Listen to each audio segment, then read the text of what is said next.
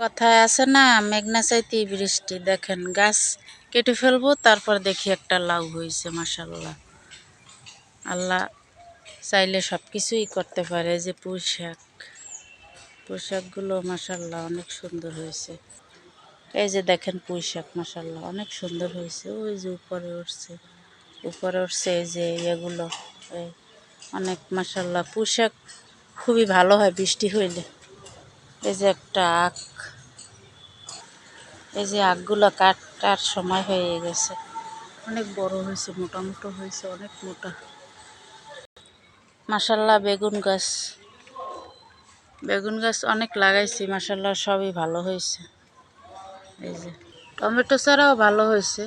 এই যে বেগুন চারা লাগানো শেষ করতে পারিনি। এই যে এখন এগুলো আছে বেগুন চারা, অনেক মানুষের দিছি, তারপরও আছে এগুলো এখন লাগাবো।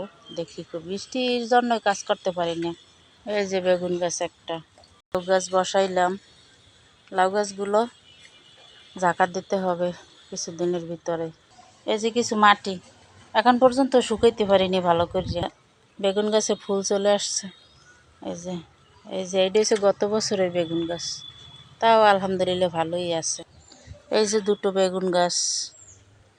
বৃষ্টির জন্য ভিডিও করতে পারতেছি না, মোবাইলে পানি পড়ে। এই যে একটা করলা গাছ, লেবু পেকে আছে দেখেন। এই যে